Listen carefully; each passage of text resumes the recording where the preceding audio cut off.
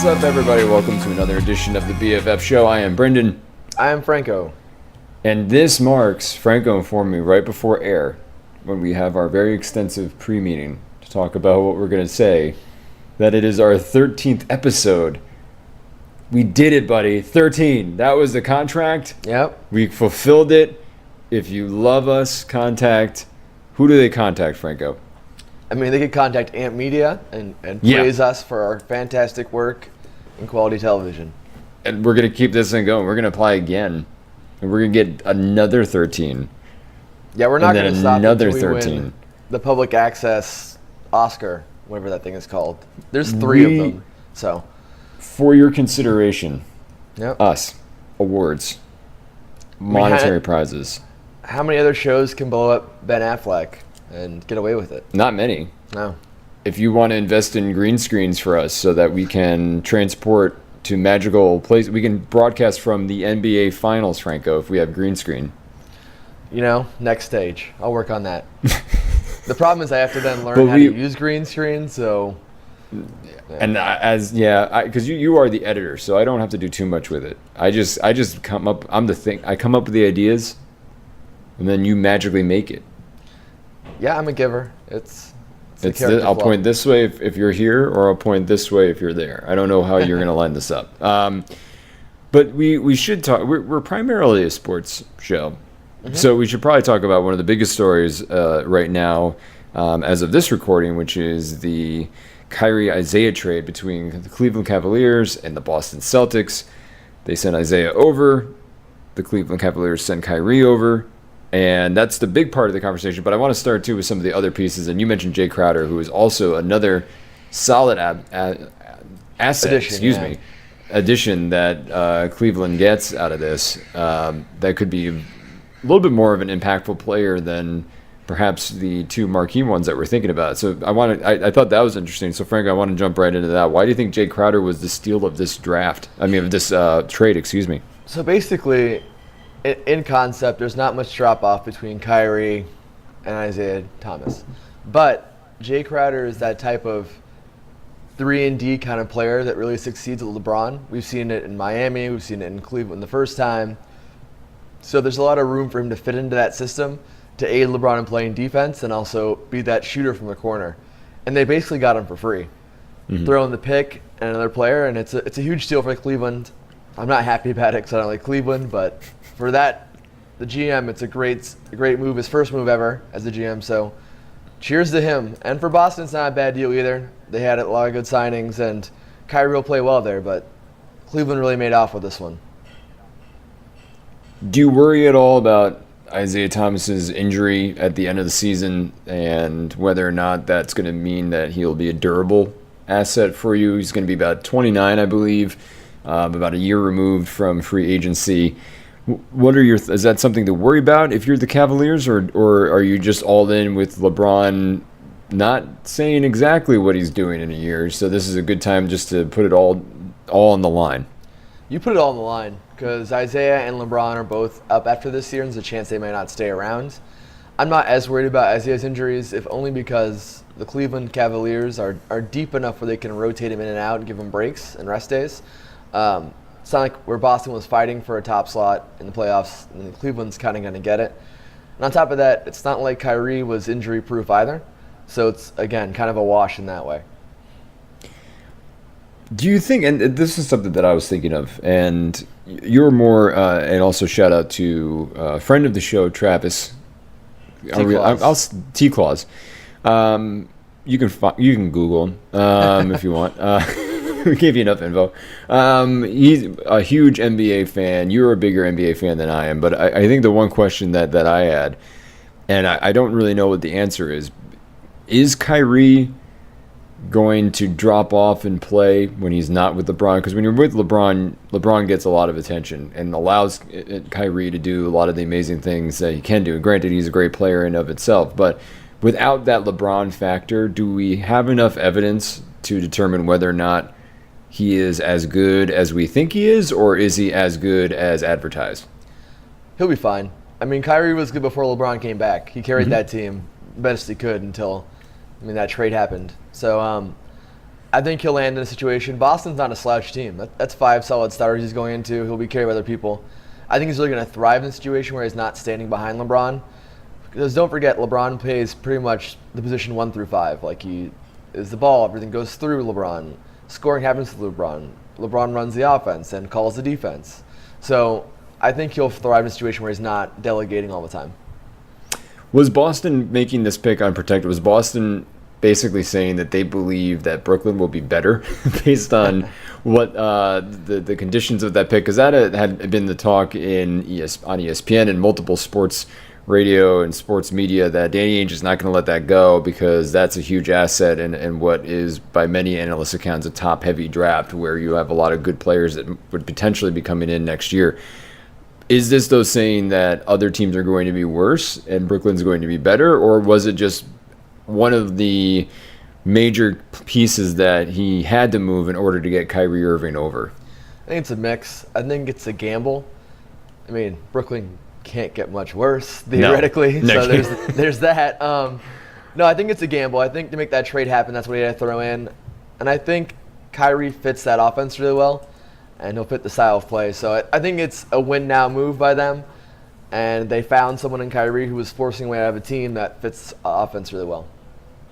If you're LeBron James, are you annoyed, indifferent, or are you congratulatory toward Kyrie? I imagine you're just indifferent. I don't know. Who knows? This might be like the greatest scam ever pulled off. Like LeBron told Kyrie, look, I'm out of here after this year. Here's your chance to get off the sinking ship. Play the media this way and go that way. I'm not saying that's possible or that's the answer, but it's weirder things have happened.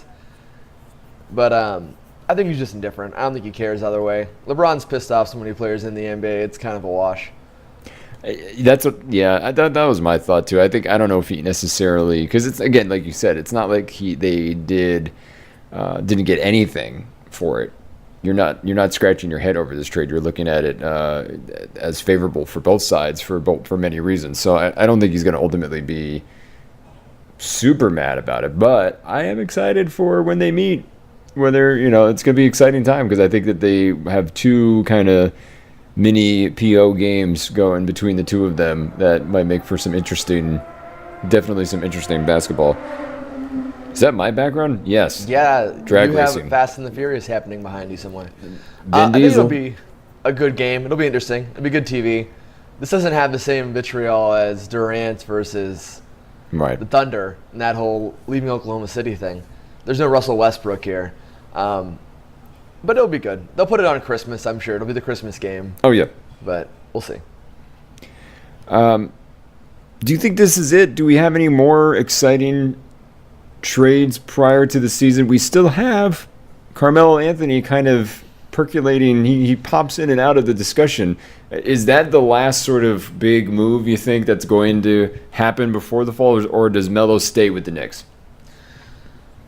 Speaking of Travis Claus, T-Claus. I think much to the vein of Knicks fans, Carmelo will be with the Knicks. I do think we see him move. It'll be him moving somewhere, probably to Houston. But I don't see him leaving. They asked for him all those years ago. Remember in Syracuse? I'm coming home. I'm coming home. They got him forever.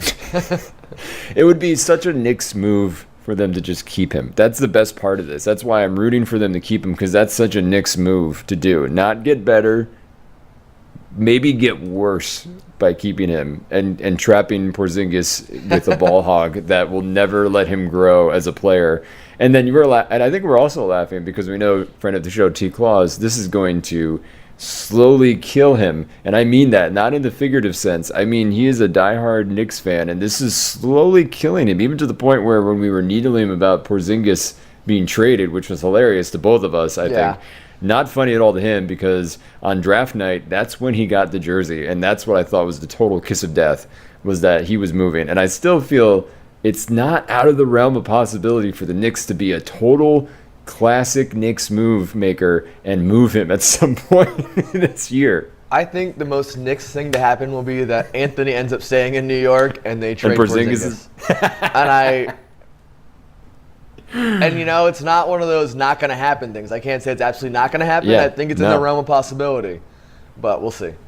We'll see. All right, so moving off from that, there is another big sporting event that feels like, and you know what this feels like? We're going to talk about the Mayweather-McGregor fight. It feels like a WWE feud that you were excited about on paper, but the execution wasn't nearly as fun as you thought it would be, and now you're just waiting for that match to get here so you can stop talking about it. That's what I feel like right now. Yeah, I feel the same way. I think the big problem is that neither guy is likable. I mean, No. they're both just huge jerks. Not at all. And they're arrogant, and they flaunt how affluent they are. Like, it's hard to get behind one of them. And the thing is, it's not... I mean, it is a boxing match, right? Yeah. But the reality is it's an event. It's an the event, same yeah. way the Super Bowl is watched for commercials. Like, yes, the Super Bowl is a football game, but people that don't watch football watch the Super Bowl to see the commercials and hang out with people. This is that. This is going to be people that aren't boxing fans or MMA fans. They're just watching it to watch it because it exists. That's what's going to happen. It's an event. I mean, do you have a prediction? What do you think's going to happen? I think it's Mayweather wins in 2 rounds, knockout. I just don't see that this is going... Here's what's interesting is that at the beginning of this, you started at one point where it was no way McGregor's going to win, no way. And then it circled around to he's got a chance. And now you see the pendulum swinging toward he could win this. And I think it's because we've completely cannibalized the narrative to the point where there's nothing left to talk about but the fact that McGregor could win, and people that you wouldn't expect, especially on reputable sites like CBS Sports and other sporting people that you think like, oh, they have common sense. They're like, McGregor could do this and this is why, and they're writing articles again because I think that when you run out of things to say, the logic gets in the way of the narrative, which is Mayweather will destroy McGregor because he's an all-time great boxer, whether you like him or not. He's still in the ring going to do what he needs to do to take out McGregor. You start to think that maybe McGregor has a chance. And I think now that we're talking about it, there's no chance in hell that McGregor actually gets out of this. I think he'll get out of it alive. I don't think it's going to be complete destruction of McGregor, but unless Mayweather blinks at the wrong time and McGregor recognizes it and lands a major hit, I just don't see it happening. So first off, it's a combat sport, so everybody has a puncher's chance. There's always a puncher's chance, and Mayweather's been clipped before. It's happened, not very often. I don't think it's going to happen. I think the most likely thing that's going to happen is it's going to go the full 15 with Mayweather doing his pick and stick and just embarrassing McGregor. I think that's a prediction. That's my prediction. Mayweather wins in the most boring 15 rounds of all time. Or McGregor gets disqualified in the 10th because he loses his temper and takes down McGregor, or takes down Mayweather.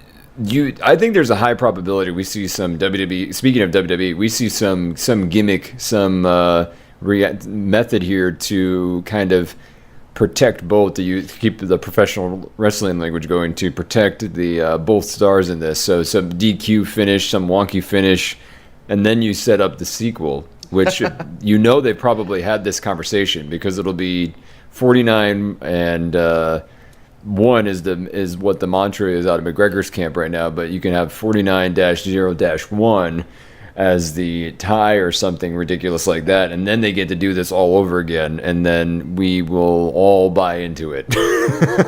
So do you believe in the curse? That's the question too, because there's the curse of Marciano, where no boxer has gone 15-0. Oh, I did not know that. Well, that changes things. Let me run over to Vegas real quick and put some money down on McGregor here. I mean, I don't even want to give this more time than it already has. Like, I'm going to try to watch it if it's playing in a bar. There's no way I'm paying for a pay-per-view that's that much money. Yeah, it's $100. Yeah, that's out of control. That's ridiculous. It'll be amusing.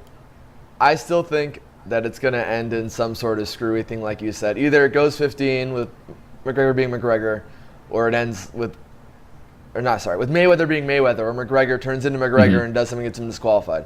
That's what I think is going to happen. But I mean, the real win for the UFC here is if McGregor can go the entire 15, land some hits. Even if he loses, they look good. Now, if Floyd goes in there and knocks him out in the first 2 rounds, they're in some serious trouble. because the narrative here is John Jones just got popped for steroids. Mm-hmm. McGregor just got embarrassed by a boxer. Who's their money guy now? And that's what they're really facing down.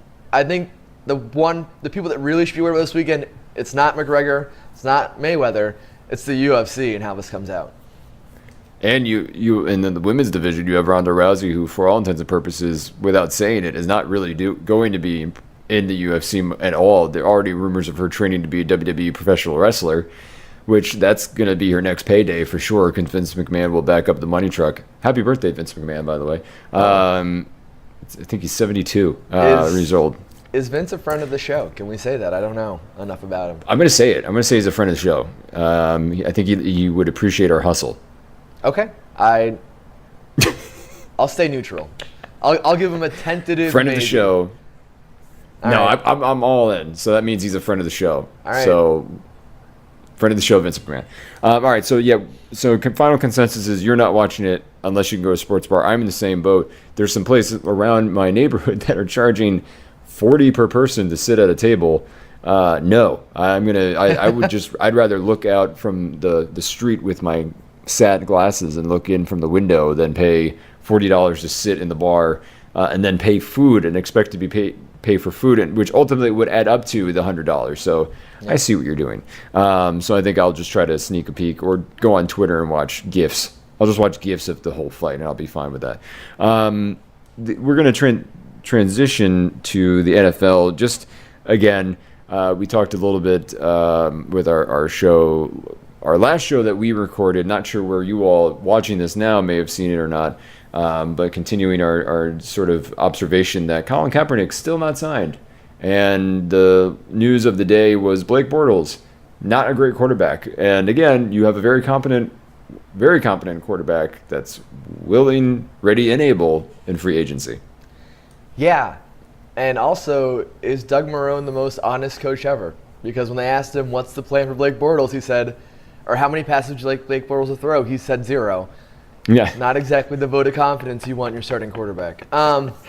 So we did this right before we ended our run on New York radio, but I want to point out that Tyler Higbee, international douchebag of fame, tight end for the now Los Angeles Los Angeles Rams, the other one, was arrested right before the draft a year ago for committing a hate crime.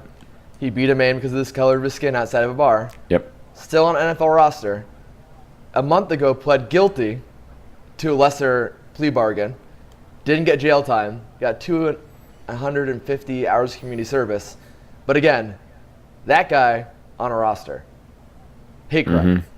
Colin Kaepernick, not on a roster. And then we can just leave it at that. That's the state of the NFL as I see it, and that's my complaint.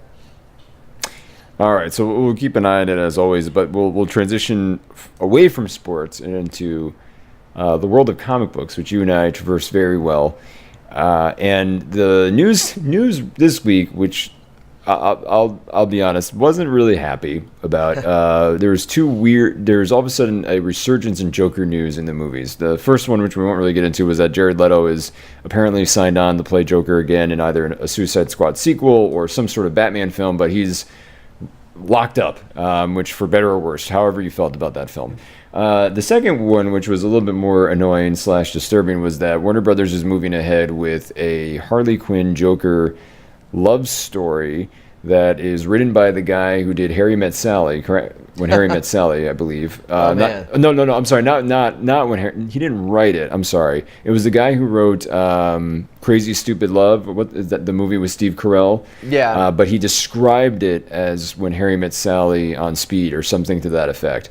And really a love story about Harley and Joker, which, for those who may not know, while it was initially perceived like that in the comic books and in the animated series, a lot of writers have gone and recognized the fact that it's a very unhealthy, abusive relationship between the two of them, that it's not a silly love story between two villains. It's gotten much deeper over the course of the years, to the point where in the current DC universe in the comic books, Harley Quinn has her own solo ongoing series, And one of the recent issues actually developed, and it was depicted her confrontation of Joker and telling him straight up that I'm through with you. I don't want to do this anymore. When he was coming across like, you're my pudding, you're my best friend, I love you. And she shut him down and recognized finally after decades that it's an abusive relationship and that she's better off without him. So now you have DC Universe movies trying to celebrate it as this cool relationship between two villains. At least that's how they're going about it. It does not seem that they're going to go into any of the actual seriousness and implications of that relationship. So Franco, when you saw the news, what were your thoughts? I mean, so two stories there. One, I'm excited about Jared Leto. I've always kind of liked him. I think he gets into his roles really well. So we'll see. Two, man, depressing. Like, the whole point of Harley Quinn character is that she is a survivor of domestic assault and emotional terrorism and all this other stuff, and she becomes something bigger because of it, and has an arc where she's she's less of a villain, I guess is the right way to describe it. Right. And there's a lot of rich, empowering messages in that go with that character. And instead, we're going to go the opposite direction and undo all of that. And even though those overtones were already previously mentioned in the DC universe with the way Suicide Squad was shot, we're going to undo that too. And yeah, I think it's just gross. That's the best way to describe it. I feel like it's very representative of where we're at right now as a culture, but it's gross. Yeah. It sounds like they saw so many people dress up like Harley Quinn and the Joker that they were like, let's do a movie about it and make more money. It just seems like a very gross, to use your word, and I agree with it, money grab, because you already got Leto doing his thing, and I don't know, and they didn't really describe whether or not Leto would be associated with the film or it would be some sort of origin story, but it's just depressing. Again, I was listening to the radio and one of the DJs was like, it seems like they just don't have a plan, and I think that's fairly accurate. There's, again, we talked about Ben Affleck maybe not even being Batman, even though he's towing the company line. Basically, again, we described it like a player that is about to be traded that has to get up there every day, do a press conference, and say, I'm so happy to be with this team, I'm committed to this team, and then the next day they're gone. I feel like that's what's going to happen with Affleck. But now you have even more sort of just awkward storytelling devices that DC wants to move forward on, when really they had a great thing with Wonder Woman. Just that's your template. That was your. Unfortunately, you didn't get your home run with Batman v Superman or Man of Steel to go further. You didn't have your Iron Man moment like Marvel did, where you laid it all out, you did it right, and now you got the build. You kind of put a couch in the middle of a giant dirt pit and then started there. You didn't build the house. You're trying to now build that house around that really comfy Wonder Woman couch, expensive couch that you made, and this just seems like, again, further lack of thought. I agree.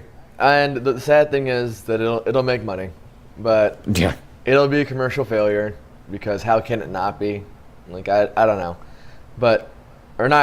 critical failure. It'll be a commercial win, because just that property is pretty hot and the character's well known. But we'll see what happens. I mean, if they do it in a way that really sheds light on the actual relationship, that'd be one thing, but the way they described it, it's not going to be that, so I'm not going to see it. That's my protest. I'm not going to go see that. You're not going to see it.